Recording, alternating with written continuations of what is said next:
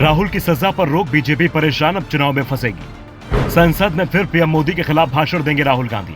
अब सेनापति के साथ लड़ाई के मैदान में उतरेगी कांग्रेस।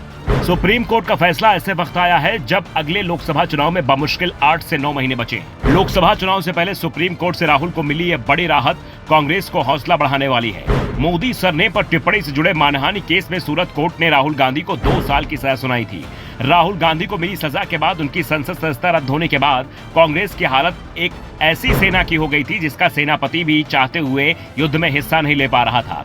सेनापति की वापसी से सेना का जोश हाई दिखाई दे रहा है। राहुल गांधी ने पिछले 2 से 3 सालों में कड़ी मेहनत से अनिच्छुक राजनीतिज्ञ और अपरिपक्व राजनेता की उस छवि को ध्वस्त करने में बहुत हद तक कामयाब हो चुके हैं, जिसे उनके विरोधियों ने गढ़ी है और सहयोगियों ने भी इसमें अपना सहयोग दिया, खास तौर पर उन लोगों ने जो राहुल गांधी के बेहद करीब थे। और राहुल गांधी की अपरिपक्व नेता की छवि उनके लिए फायदेमंद दिखाई दे रही थी, जो अब राहुल गांधी से दूर हो गए हैं। ये भी कह सकते हैं कि दूर कर दिए गए हैं। भारत जोड़ो यात्रा ने राहुल गांधी की छवि को बदला है। राहुल सीधे आम जनता से मुखातिब हो रहे हैं। ट्रक ड्राइवर हो या सब्जी वाला, बाइक मैकेनिक हो या रेहड़ी वाला, वो सीधे आम जनता से कनेक्ट करने की कोशिश कर रहे हैं। अब सुप्रीम कोर्ट के फैसले के बाद कांग्रेस जोश में है, जश्न मना रही है। उनका सेनापति जो चुनावी समर से ठीक पहले लौट आया है और इसका असर कांग्रेस कार्यकर्ताओं के बीच साफ दिखाई दे रहा है। राहुल की सजा माफी का पहला असर 8 अगस्त को ही दिख सकता है, जब राहुल गांधी और अब तक मानसून सत्र में शामिल नहीं हुए पीएम मोदी दोनों का संसद में आमना सामना हो सकता है, क्योंकि मोदी सरकार के खिलाफ कांग्रेस अविश्वास प्रस्ताव लेकर आई है और राहुल गांधी की संसद सदस्यता जिसका बहाल होना अब तय हो चुका है। ऐसे में राहुल गांधी कांग्रेस की ओर से अविश्वास प्रस्ताव में पीएम मोदी के खिलाफ लोकसभा में भाषण देंगे।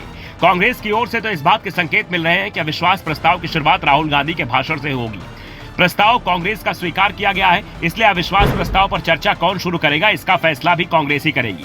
साथ ही अब यह भी तय माना जा रहा है कि राहुल गांधी इंडिया गठबंधन की ओर से पीएम उम्मीदवार हो सकते हैं, यानी मुकाबला पीएम मोदी और राहुल गांधी के बीच होता दिखाई दे रहा है और इस मुकाबले में कांग्रेस को फायदा ही होगा, ये तय माना जा रहा है। जनता की सहानुभूति भी राहुल के साथ जुड़ सकती है, यानी राहुल को मिली सजा माफी का असर कांग्रेस के साथ ही देश की जनता पर भी दिखाई दे सकता है, जिसका डर बीजेपी के अंदर भी महसूस हो रहा है। वैसे बीजेपी के लिए राहत की बात यह है कि चुनाव में अभी 8-10 महीने का समय है। ऐसे में राहुल गांधी को लेकर जो सहानुभूति है उसमें कमी आ सकती है। कोर्ट के फैसले से कांग्रेस का जोश हाई है और ये कांग्रेस अध्यक्ष मल्लिकार्जुन खड़गे के बयान में भी दिख रहा है। खड़गे ने प्रेस कॉन्फ्रेंस करते हुए कहा कि लोकसभा अध्यक्ष राहुल गांधी की सदस्यता को जल्दी बहाल करें। राहुल गांधी को हटाने में सिर्फ 24 घंटे में सब कुछ हुआ।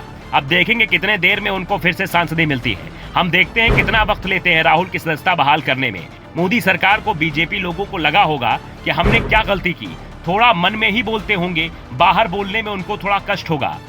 अभी मैं नहीं बोलना चाहता हूँ, अभी हमारी लड़ाई लंबी है। ये वायनाड के नागरिकों की जीत है। वैसे राहुल गांधी की सजा पर रोक लगने से इंडिया गठबंधन में शामिल कई दलों के नेताओं को व्यक्तिगत रूप से जरूर नुकसान हुआ है, खास तौर पर ममता बनर्जी और नीतीश कुमार को, जो खुद को पीएम पद का उम्मीदवार मानकर चल रहे थे और उनकी पार्टी की ओर से इसे लेकर खुलकर दावेदारी भी जताई जा रही है।